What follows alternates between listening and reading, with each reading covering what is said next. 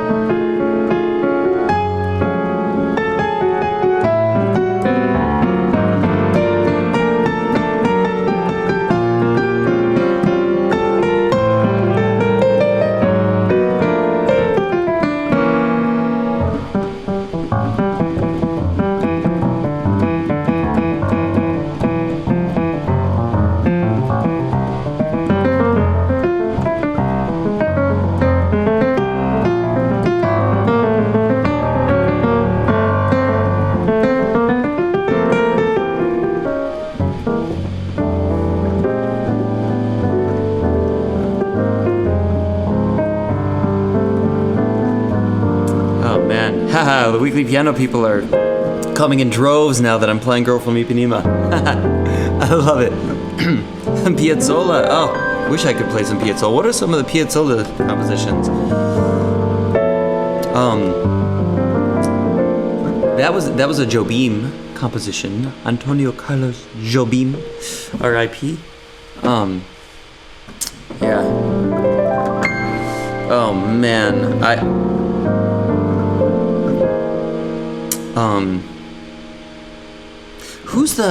I met his daughter, I think. I can't remember her name. I hung out at a studio in New York with, was it Joe Beams? I can't remember her name. Shit, I wish I could remember it. It's like, no, not gonna come back to me. Well, that's a story for another time.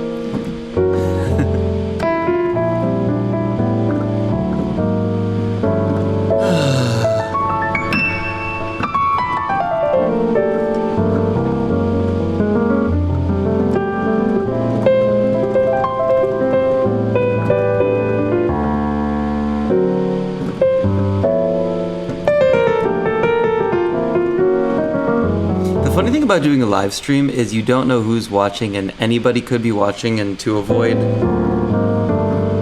and there are some subjects that trigger some people, even like unnecessarily, and so then you get into this place of not wanting to talk about those subjects. But I'll get past it at some point.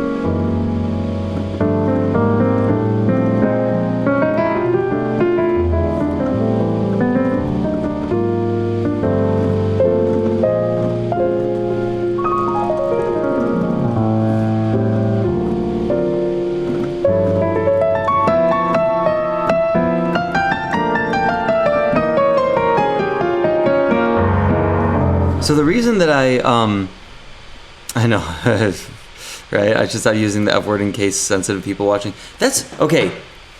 First of all, what is up with people being offended by things? It's like, we have so much better shit to do than be offended by things. There are real problems to tackle in the world. So like, if somebody makes a joke that is like pointing out some funny mannerism of like you, right?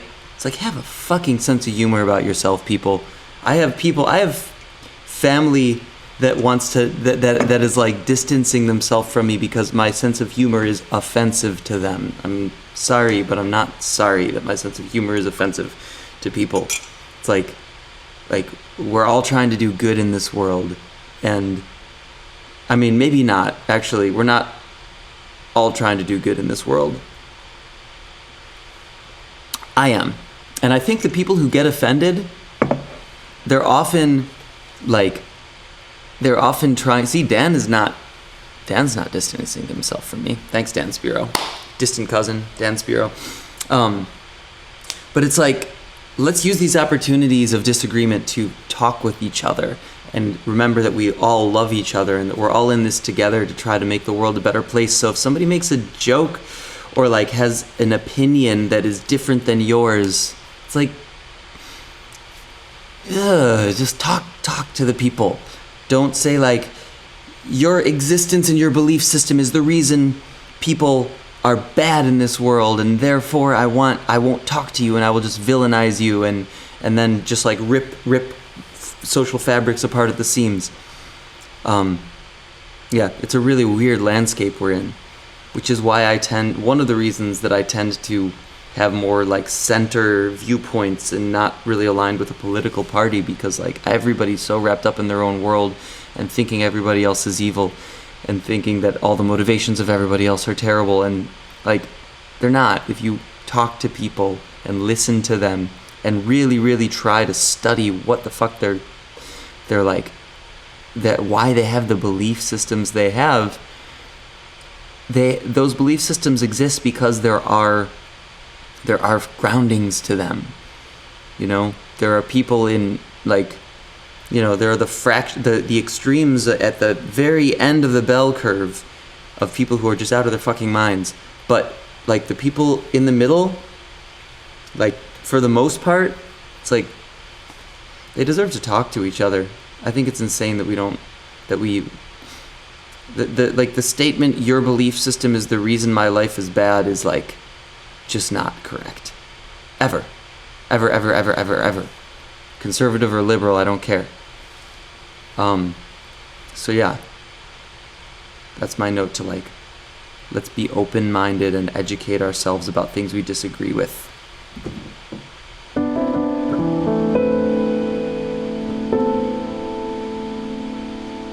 Oh hey!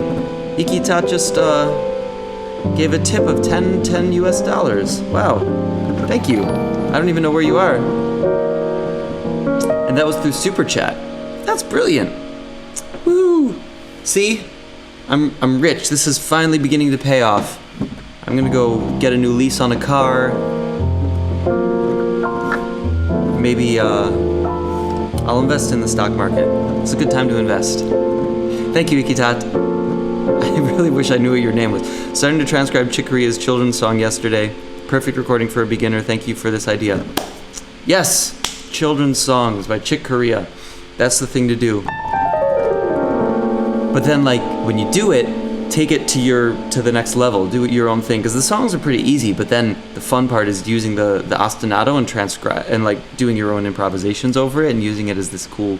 But do it with a metronome, and then take away some of the beats in the metronome, so that it keeps you on point. Like, yeah, so that keeps you on, but like lets you know, so you internalize the metronome. I use Metronomics to do that, which is great application.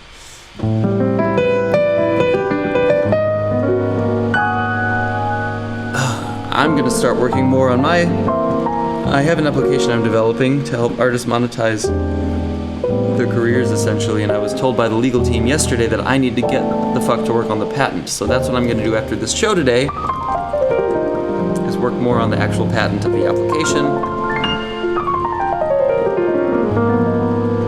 We're already talking to investors, and word is going to get out. They're going to want to know that our IP is owned.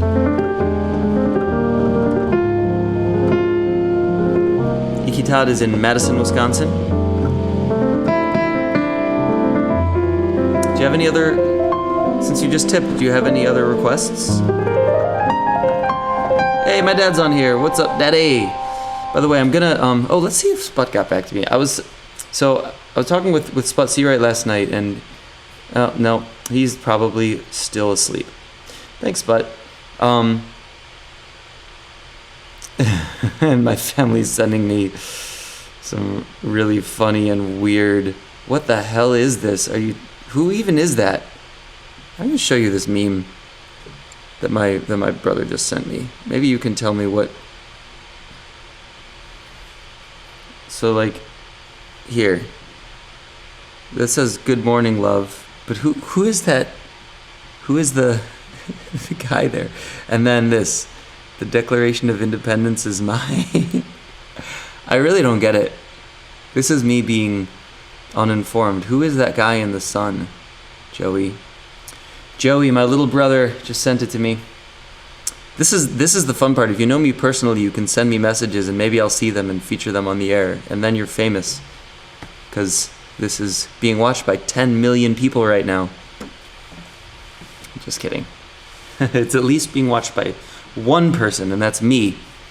Oh, is that Nicolas Cage? Oh, thanks, Joe.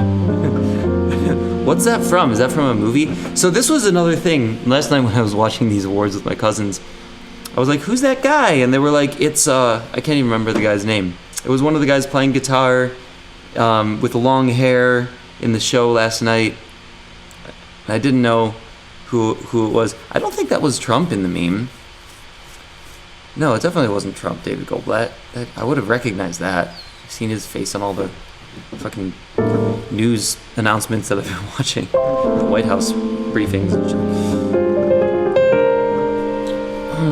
Yeah.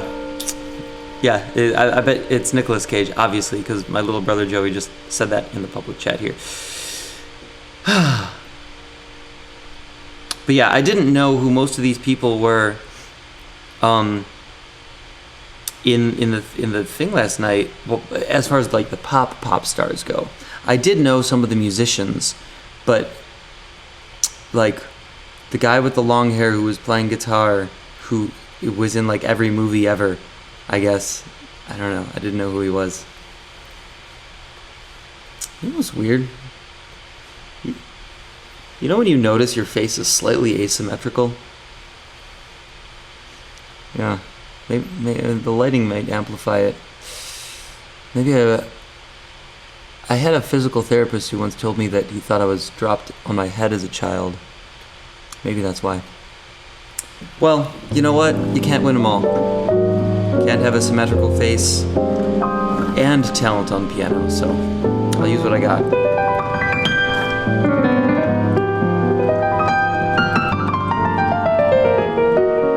That was kind of fun playing some Latin stuff. Mr. Montesanti, love your music, man. Thank you.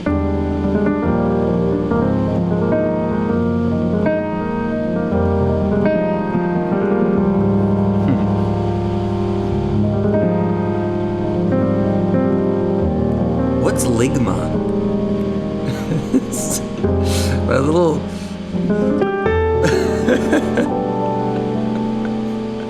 My little brother, man, youth culture is a weird thing. I mean, he's what? How old are you, Joey? 28? I don't even... What the hell is ligma? He wants me to ask you guys if you have any ligma.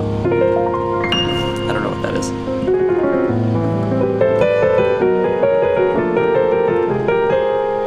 Should we Latinify another song? What song should I Latinify? God, if there's any Hispanic musicians watching this, they're going to be like, oh my God, that gringo, what the hell is he doing? All I know is it's supposed to play on offbeats. The Jewish guy trying to play Latin music. I should stick to like pop songwriting. That's what we've been good at throughout history. We've always been good at finding the like way to make money in music, you know, from like the old show tunes to like the new pop songs. But actually that's not true. There are a lot of Jews who went the poor route of jazz musician. Case in point, when you're obsessed with something that has no monetizing capability, it makes for a very interesting life. You just can't bring yourself to get away from it.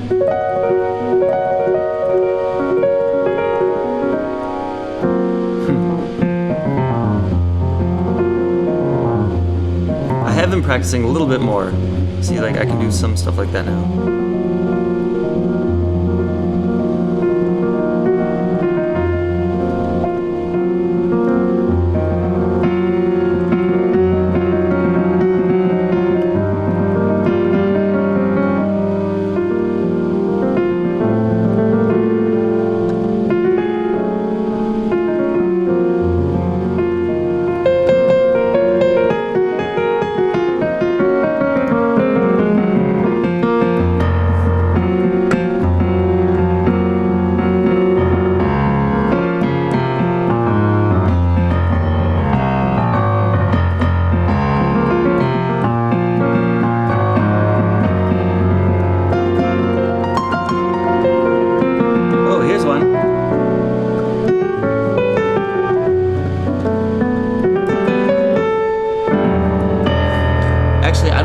Chick Corea stuff because last time I did, they flagged my video even though I was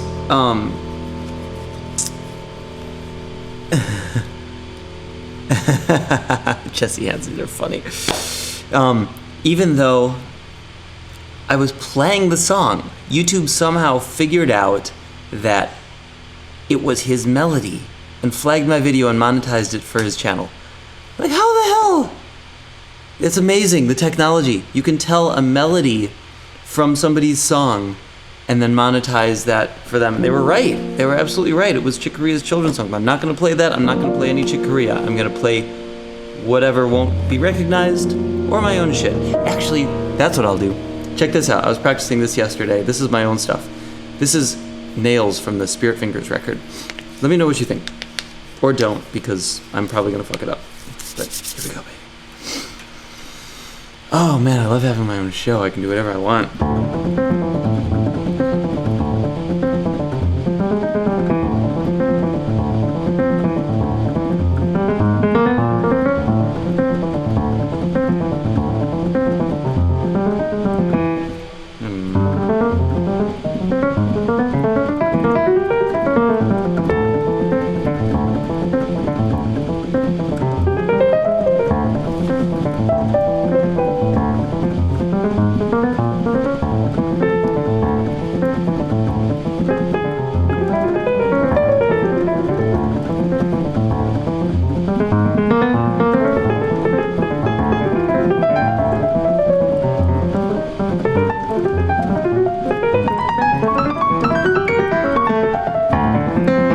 Stuff like that.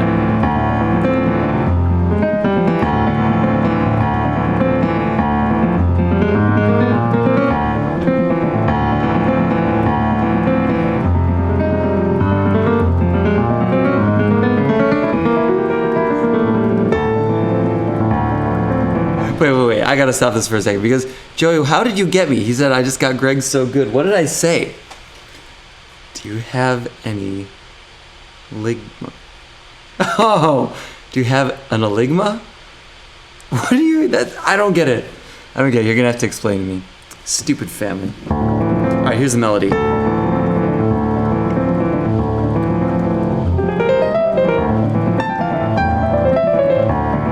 Something like that.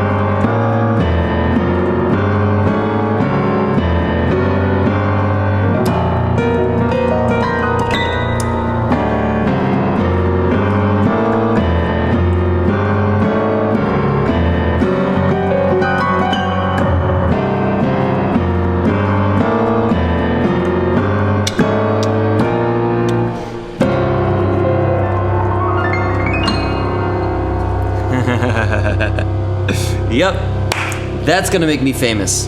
Playing that. Everybody in the pop world loves to hear that, right? Yep, that's the, you know what? It's like, you can really snap your fingers to that.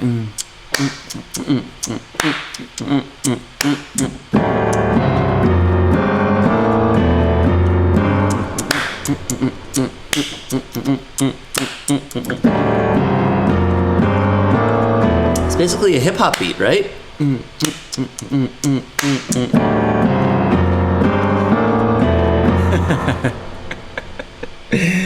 Oh, I crack myself up. This is so much fun, guys. And you have to watch me.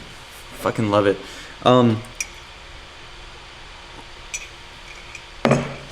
So yeah, anybody... It's actually meant to be faster. Like that middle part, it's in 5/16 or 20/16 because it's divided on 1, 2, 3, 4, 5, 1, 2, 3, 4, 5, 1, 2, 3, 4, 5, but it's in groups of 4.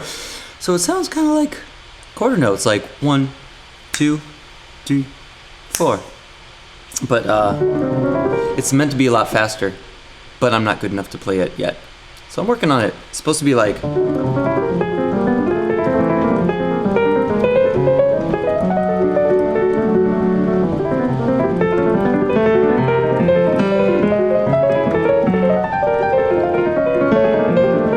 It's just like arpeggios, you know? And that first part, the like...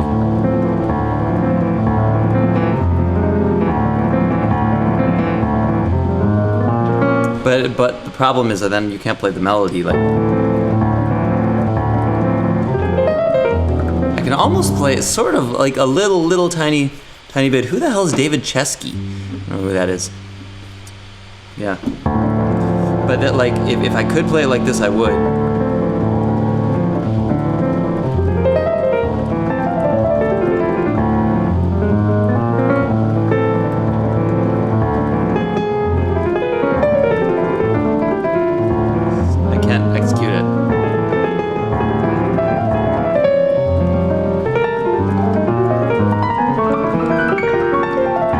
See, that's where it falls apart. That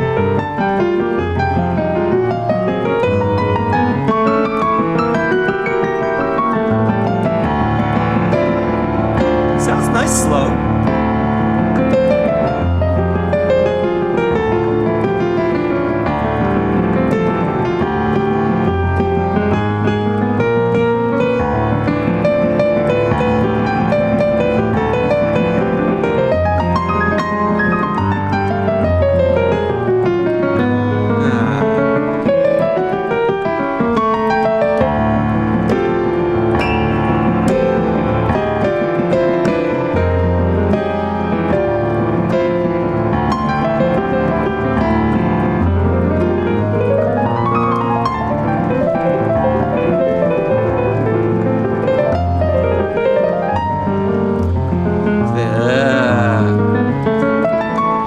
Shit.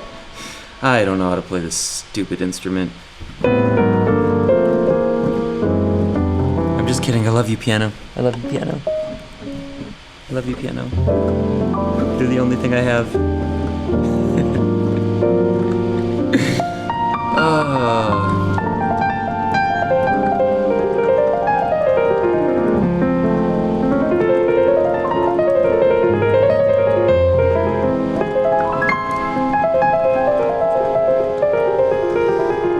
I bet you some branding people are watching this and being like, what the hell is he doing?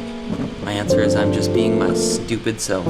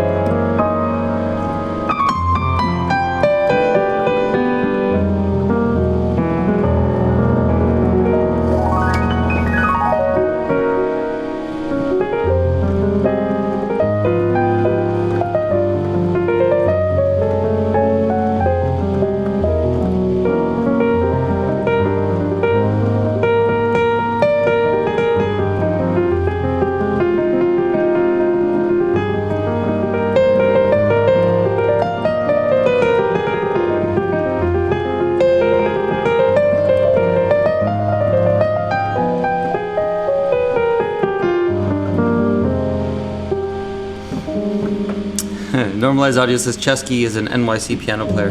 So my question is, though, is there anybody else who shares my viewpoint of, like, not extreme in one way or another? Seems like everybody's extreme. I don't really get it. Like, is there anybody who looks at what we just did with the bailout and thinks, no, actually, we should have let some of the airlines die, because bailing out corporations that then will become zombie corporations is a terrible idea, because then you're wasting money, and it's the people's money, because it's basically just paid in inflation, which is essentially taxes on Americans, but also appreciates the lowering of taxes and rules and regulations for businesses in general, because it allows people to be more employed and allows the system that our country has to thrive in a way that it has been for years, and created like the greatest world economy and the greatest innovations of the past 50 years, essentially, that has completely transformed our way of life. Like, imagine if we didn't have a computer right now for me to talk to you on, or a phone for you to talk to. Like, it's just the amount of innovation that has spawned from the system from the capitalist system that we have in the country is just, like, you have to pay attention to that and understand where our ease of life came from. But then you also have to take into account that you don't want to overinflate it, and you have to have a balance between taking care of people and taking care of the system. And like, so we find that balance, right? I feel like whenever you say that, it's like everybody thinks you're extreme, because the capitalists are like, I mean, the extreme capitalists are like, well, you know, you can't, like you have to let the market decide everything, and then, you know, which I don't think. I think you have to let the market decide a lot of things, but not everything. But then the other side is like, you know, corporate is evil. Jeff Bezos is the most evil person in history, when he's created some of the greatest innovations in shipping, which is the biggest problem for starvation in the world, is distribution of things. That, like, so this is actually so his innovations, aside from creating like income for people, have made amazing innovations, part of which have been blocked by government and by the socialist mindset of like, no, you can't have drones, like, because some people will die. Well, people drive cars. Some people die driving cars. And like, so I don't think that government should interfere in things like that, but I do think that government should take care of people in situations like this, you know, when we need to, but it should, like, interfere with people as little as possible, but take care of them when necessary. Is that so crazy? And yeah, I don't know, because like, people seem to be like, no, government shouldn't do anything, or government should do everything, not just some things. And that's, the country was sort of founded on government doing some things, right? Some. And it grew into a little bit more than some, which is okay, but not everything. Because we have to realize where it came from. Like, the people who think that they would run the country better than the people who are running it now, and say, like, if I just was able to tell everybody what to do, then everything would be great. It's like, no, you're wrong. They're absolutely wrong, because it's so much more complicated than they think, unless they're like an expert and scholar in the scenario. But then even if they're that, they're drowned out by all the noise of the idiots, like, saying that they think they know everything, and then all the sheep paying attention to the people who say they think they know everything, because that's what people tend to do when they don't want to actually look into people's credentials and think about things. So it's just really problematic, is all I'm saying, and that's why I tend to gravitate towards the middle of the road in my own personal opinions, and people think I'm crazy for it, especially in the music world, because people tend to be much more on the like socialist side in the music world. But I mean, for good reason, because there's not as much money in the music world. So people are like, I would like more money from people who have more money. And, you know, I would take that mindset too if I didn't think deeper about it.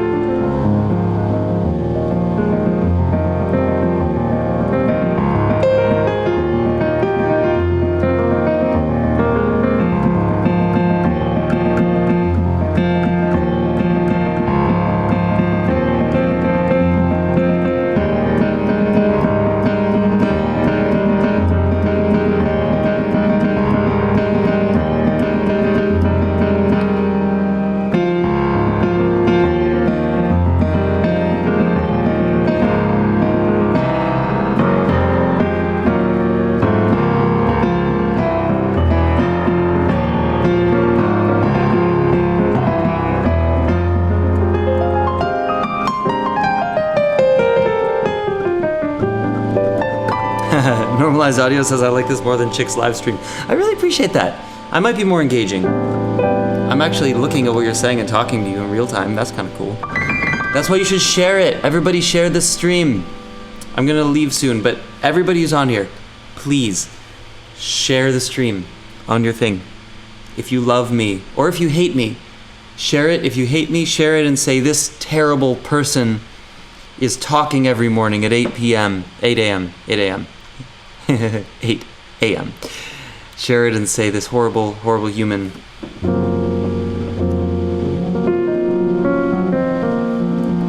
He's playing at 8 a.m. every day. And you should watch him and then troll him and say terrible things to him.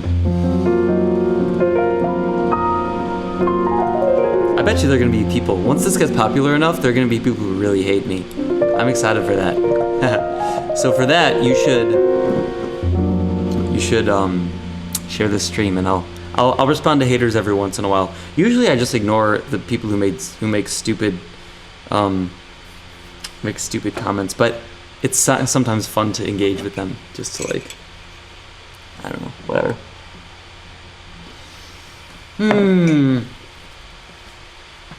I'll play one more thing before I go. I'll play one more thing. What should that be? My dad says you're a wonderful human. I appreciate that, Dad. Yeah. Yeah. What is wonderful, though? What is wonderful? No, it's true, though, that like some people think that people who disagree with them are terrible humans, which is like actually much more so. You know, it's funny, when I talk to liberal people and conservative people, I do find more so that the liberal people they tend to think that conservative people are terrible humans more than conservative people think that liberal people are, well, terrible humans. Because actually I think conservative people are thoughtful enough to understand that the reason that liberal people feel the way they feel is because they think they're making a big difference to be that extreme. Like, I think they feel it in their hearts. But I'm not super liberal. I can't drink that Kool-Aid because I'm too much a fan of like looking at the actual cause and effect relationship of everything. But I'm not, drinking the conservative Kool-Aid either, because I think we need to take care of people. So I'm somewhere in the middle. Somewhere in the middle, and I disagree with everybody. Yep, that's me. So that's why I say, like, people probably think I'm a terrible person, because I just disagree with a lot of people, and a lot of people think that people who disagree with them are terrible people.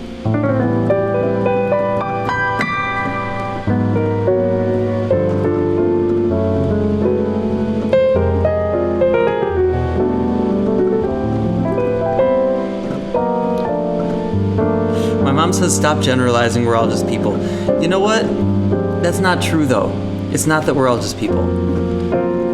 It's that, like, generalizations are there because people, like, people who go by these party rules, they hold beliefs that align with most of the other people in those party rules, which is very problematic, and so it's generalizable. And that's one of the big problems with this world.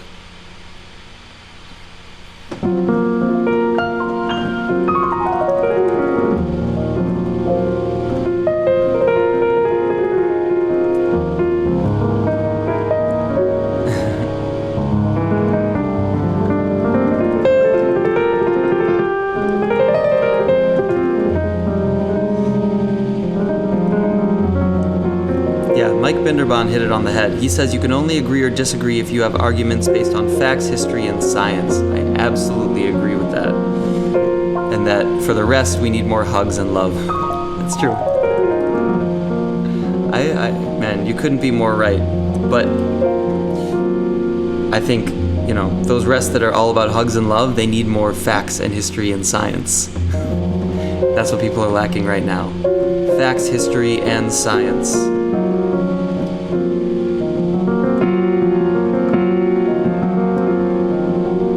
Somebody says Mark Cuban. Okay, I'm gonna make some nice, thoughtful, creepy music to this. Mark Cuban says, if you don't say anything for people to disagree, you're seldom going to be right. That is so true. You know who else says that? Jordan Peterson. There, lost all my followers. Yeah. I just find people on both sides of the aisle tend to be generally thoughtless. That's a big generalization of people. Yep.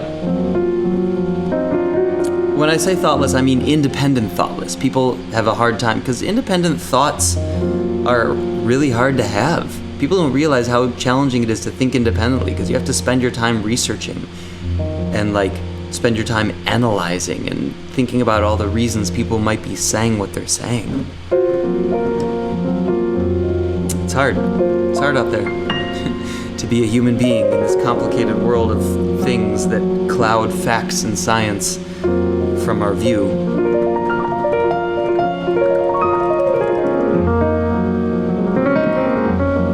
You know? I can tell you a few things that are backed in facts and science. You want that? Before I go? As long as I'm alienating all my followers? One thing that's backed in facts and science is the fact that microplastics are destroying the environment. So those little plastic bottles that we have, that's a worse problem than global warming, which is also a problem based by facts and science. But those little bottles, when you drink a bottle of water and put it in the recycling bin, it can be recycled 3 times until it turns into microplastics and then goes into the environment for us to breathe in and causes all sorts of terrible things like cancer, one of the things. And so we're poisoning our future generations by drinking water out of plastic water bottles. That's facts and science backed. Another facts and science thing. So that's a fact and science on the liberal side. The conservatives, some conservatives, the smart conservatives don't disagree with that, but the ones who are part of the sheep herd do disagree with that. And they're like, that's fake news, whatever. No, it's like there are ulterior motives to news, but there are also facts baked into news. So you have to pay attention to science when it is shown in news and not just your own party line.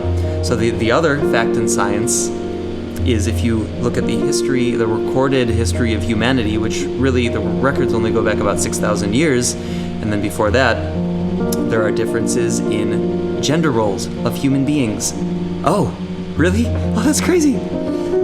We evolved to have differences between males and females, which is when I say that, I immediately half the people think that I'm evil.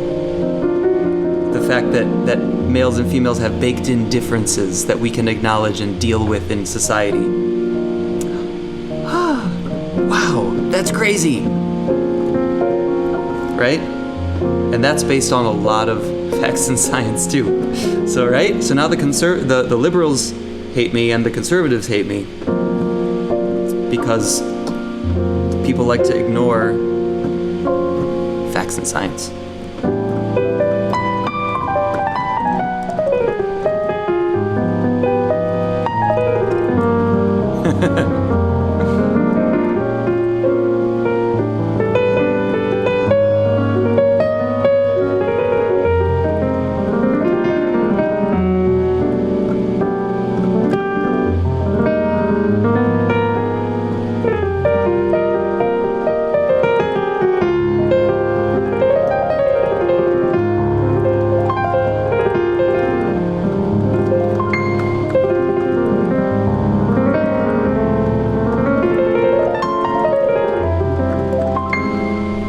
This is a really weird podcast, right? This is a weird, who wants to listen to something like this? I don't know. But you'll want to listen tomorrow, because tomorrow's going to be fun. I have people aside from myself on it tomorrow.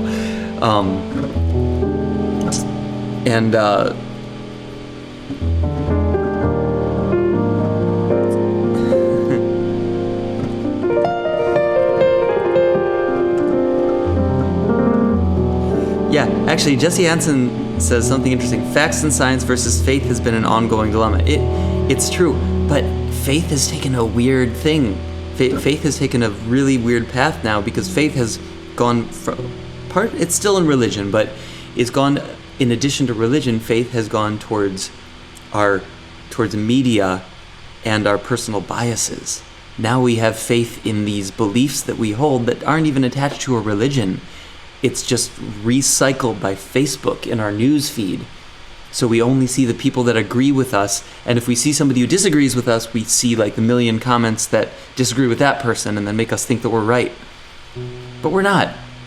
And I think somebody said something about, what does Buddhism say about calling everybody idiots? I think Buddhism says that we are all absolute, complete, and total morons, and we need to realize that. That's like actually that's the deepest aspect of it, the fact that we don't know. So when we think we know, that's when we need to dig deeper and open our minds more. When you think you have the answer, which I don't think I have answers. I'm just, I know I'm saying opinions that are like specific, but those opinions are very, there are very few opinions in the scheme of things that I feel like I can say things about.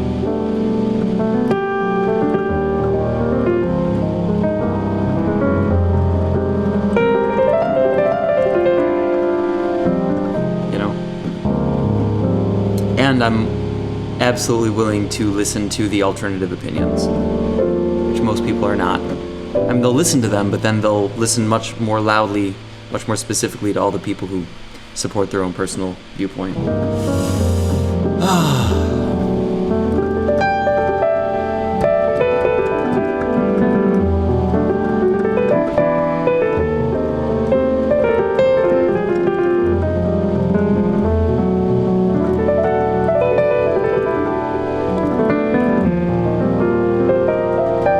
You can still love yourself even if you think that you don't know anything. In fact, that's when you love yourself the most, and that's when you love other people the most. When you realize that we're all as ignorant as each other. And then you can realize what matters in life, which is some level of peace of mind and happiness, which can only actually come from love and giving and being there for the people around you, paying attention to what is in front of you, living in a way that is symbiotic with the world and the people around you. So you can experience these brilliant, incredible moments of being alive from moment to moment with all of these other beings that are experiencing those moments in their own ways and actually enjoy life. That's the beauty of life, is in the present moment, not in the past, not in the future, and not in all the political arguments that we have and all of that, but the beauty in life is the joy that we experience, and that joy is most poignantly experienced as social beings as we love and give to those around us. And that's something that everybody agrees with, on the liberal side and the conservative side, even if you don't think that.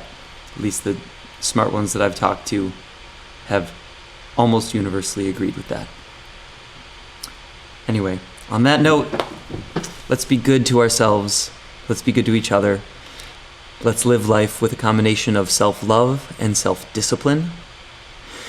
And Ikitat says, Greg's tip for a beginner learning to transcribe from audio. Man, that is such a late in the game ask, but you did tip. So I'm going to answer your question real quick.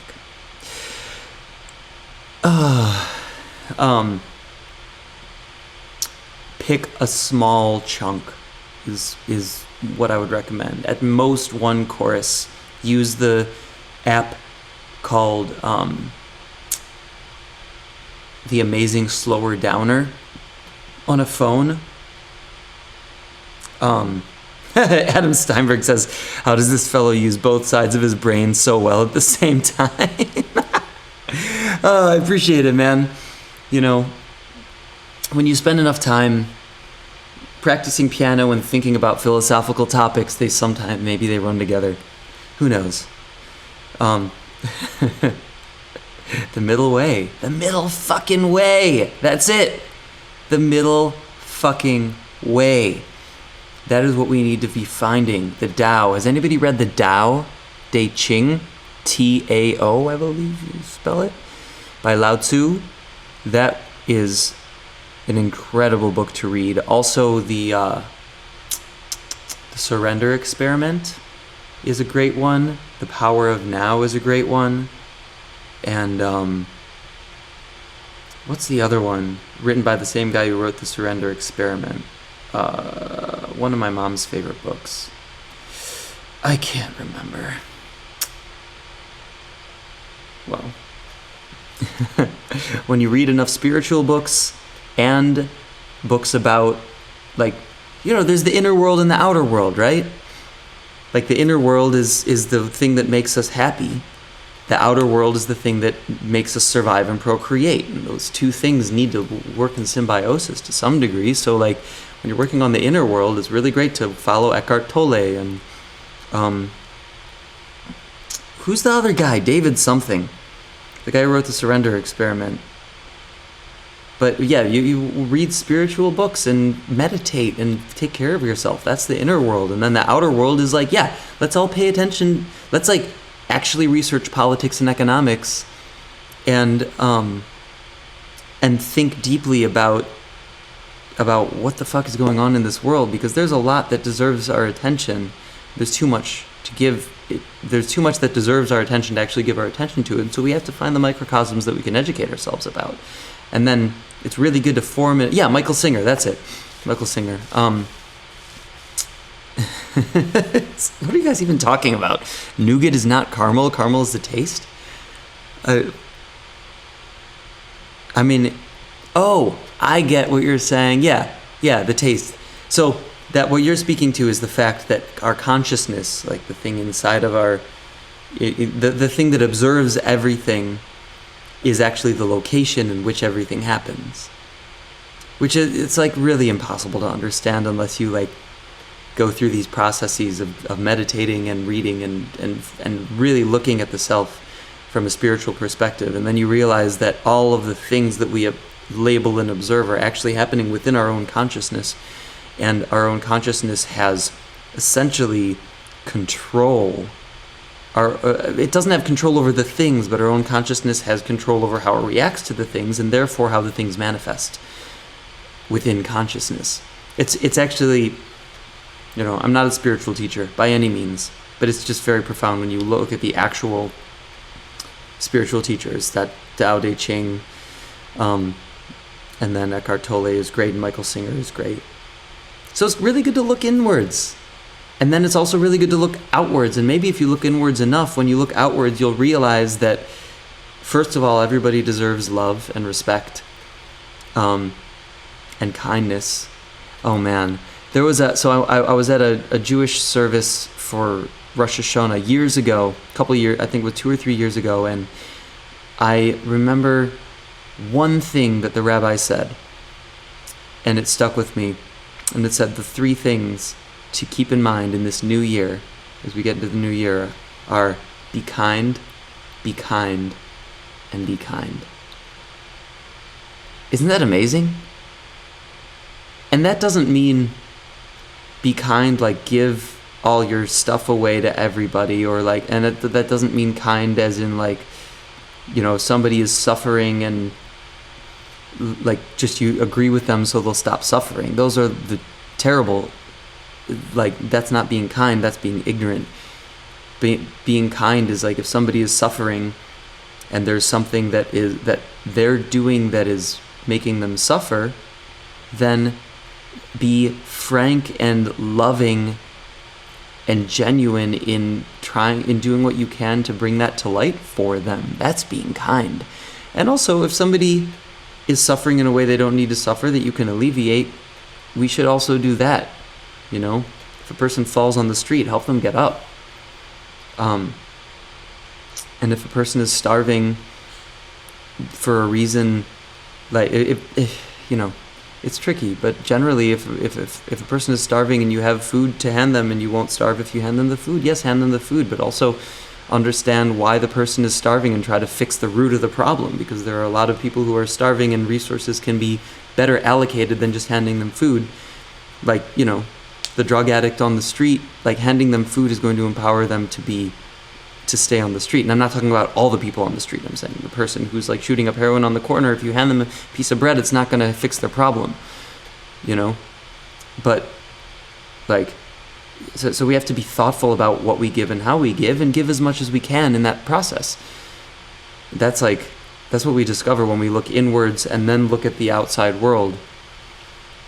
And so you're not doing it in order to like look good. Because if you're doing it in order to look good, which a lot of people do, then you're just going to give a lot of useless stuff in ways that makes problems worse. But if you're trying to actually be kind to people, be kind to the world, then you'll do things that don't necessarily have immediate great results for you as far as perception goes, but you'll do things that are good for the world.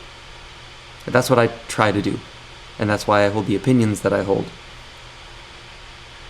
And that's why I read the books that I read, and communicate in the way that I communicate, and love in the way that I love. And I hope we can all do that.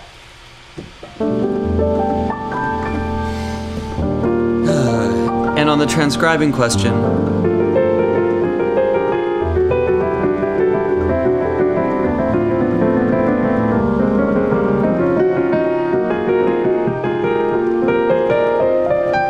pick a small chunk and work on it very slowly with the Amazing Slower Downer, and get it. What I'm doing when I transcribe is I pick like a single lick. Like this Keith Jarrett lick is one I love.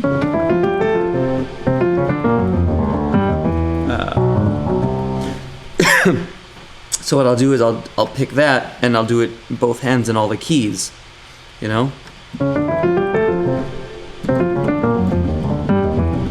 And then do it up a half step.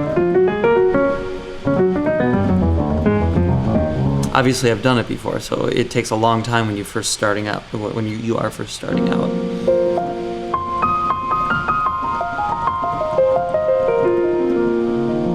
Yeah, that's what I would recommend for transcribing.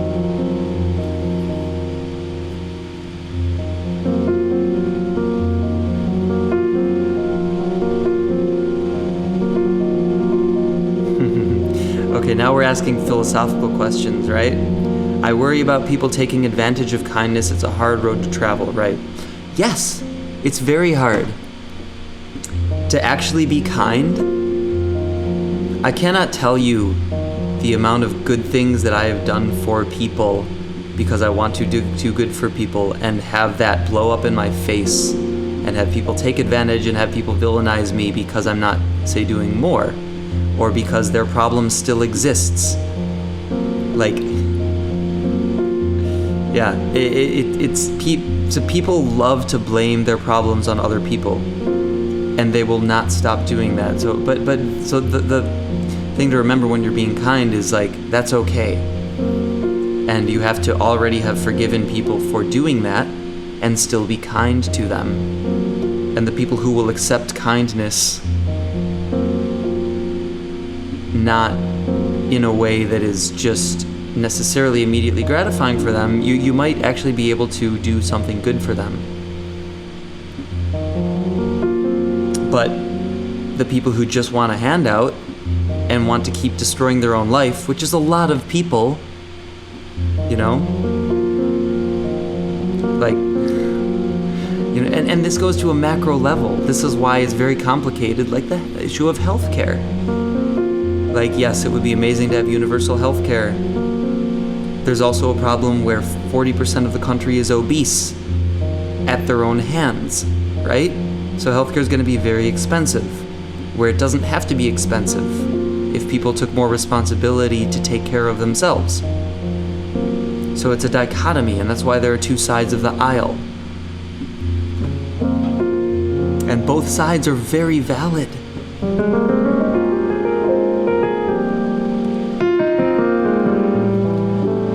But that stems to like the individual question of, if I go out and there's a homeless person who's hungry on the corner, but he is on the corner because he's an addict to drugs. Do you hand him food, or do you take that money that you would spend on the food and give it to a charity that is trying to rehabilitate people who actually want to be rehabilitated?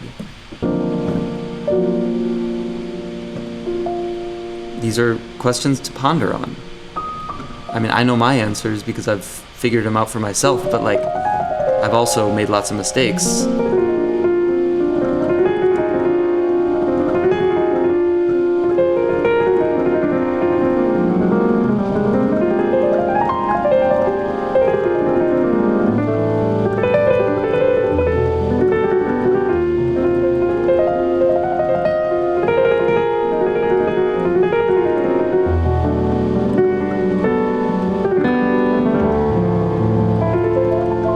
So Pick and Stone, this is, you know what? Here's the thing. I know exactly what you're talking about, but like, so that raises another question. Pick and Stone says, I'm a teacher by trade. I'm able to forgive the folly in my students because they're still learning. You learn through your mistakes. That's how you grow. I can't forgive adults. Now, it's an easy thing to fall into, but I think we have to also remember that we have to ask ourselves the question of who are we to draw the line between children and adults. And like, yes, that's one possibility. Let's just not forgive all the adults for the people who cause their own issues, right? But if you do that, then like, what about the children who I mean, you know, let's take the foster system, for example. My cousin works very intensely to try to fix these problems that happen based on people not having to be in the foster care system, and so much trauma happens, and it's very easy for somebody to become an adult who has not learned the things that they needed to learn as a child because nobody's teaching it to them. So then that adult who is there because of this path, like, do you try to help that adult? My answer is yes. You do try to help the adult, but you also force them to take more responsibility for themselves than you do a child. And there is a cutoff point. If the adult is, and the cutoff point is a grayscale, right? Like with children, you give them a lot of leeway. With adults, you give them less leeway because there are only so many resources and time to go around from people who want to help people. But it's not a black or white question. None of it is. That's the thing. It's like a lot of people do really stupid things because they were just trained to do those stupid things from a young age. And now they're just an adult child doing stupid things again. And there's often a way to like, I mean, sometimes people need to be backed into a corner in order to change. And they need their entire life to be completely in shambles before they'll realize there's something wrong with themselves that they need to change. I know lots of people like that. But like, and I mean, I've experienced that myself in different ways, you know, where the greatest hardships of my life that were self-inflicted resulted in the greatest growth in my own ability to see my own flaws, because it's so hard to see your own flaws. Like, somebody can see more about you in 10 seconds than you'll know in 40 years. Self-realization is the hardest thing ever, but that's why you see all these people that aren't able to take care of themselves.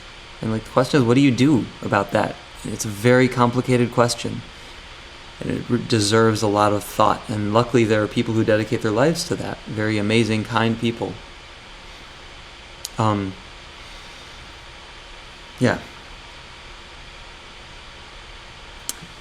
So I do love talking and thinking about these things.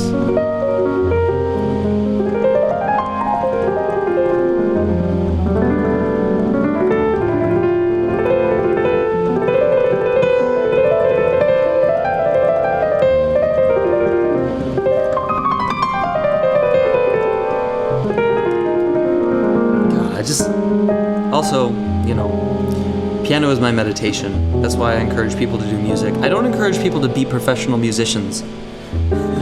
You know, I don't necessarily think that going to college for music is a good idea for anybody. I don't think going to college for a lot of things is a good idea for anybody. I think people should probably abandon that system for the most part. Especially now they kind of have to, because you can't even go to university. So all that money that was wasted on big fancy buildings is now just sitting there and deteriorating. That's bureaucracy for you. Doing things that will be potentially very wasteful, and then we happen to hit a point in time where, the waste actually happened because of a crazy, unlikely thing like a pandemic. That's something we're dealing with now.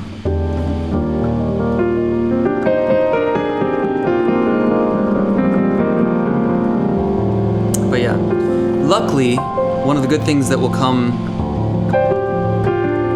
from this whole thing is that things are forced to change. So Ikitat, I don't use halftime, and I barely ever actually slow things down now.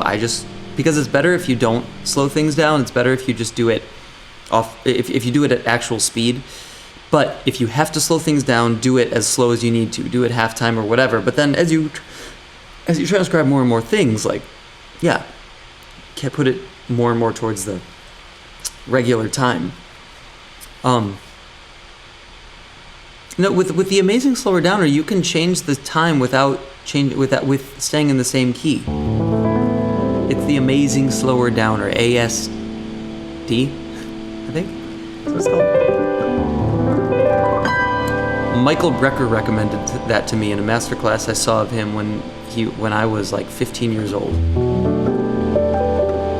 He played at the Highland Park Community Center. It was crazy. My mom took me to these things, and I remember some of them. Like, I saw Orbert Davis and Kurt Elling at one.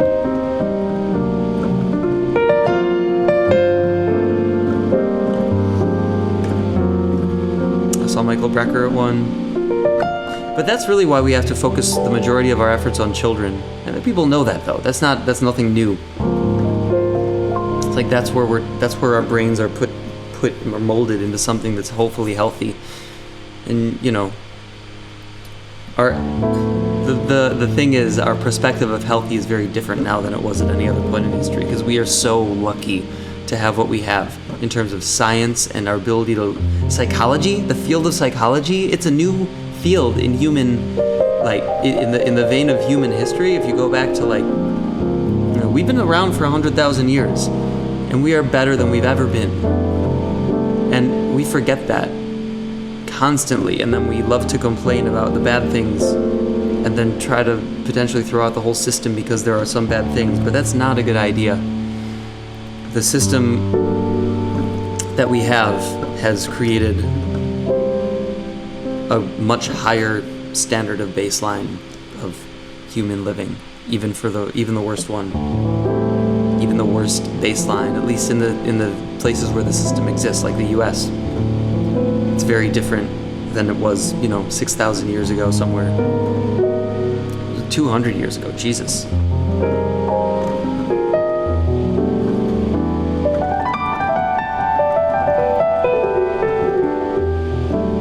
Pickenstone says, but it's $20. Okay, that's another thing. It's like, spend money on shit that helps you.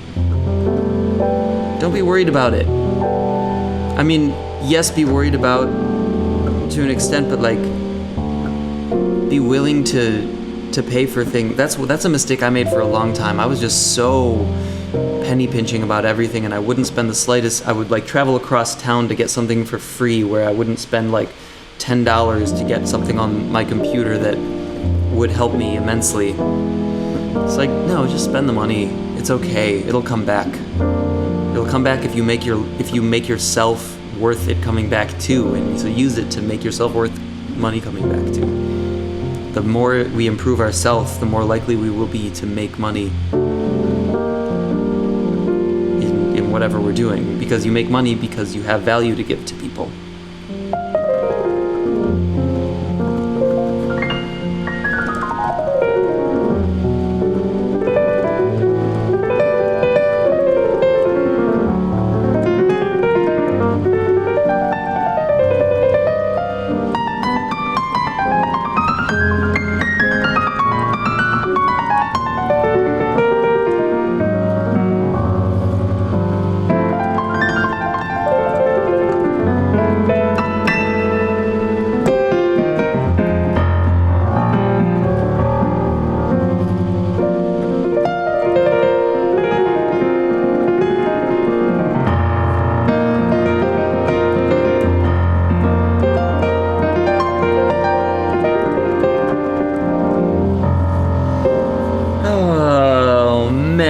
I'm gonna leave, guys. I love you guys very much. This has been fun.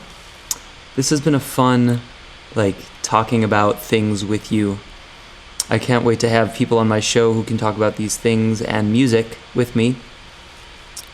You know, like, for example, tomorrow we have Bryce and Mike, founders of Good Music Company, the international touring agency, and Bryce, the founder of Bryce Rosenblum, the founder of Winter Jazz Fest.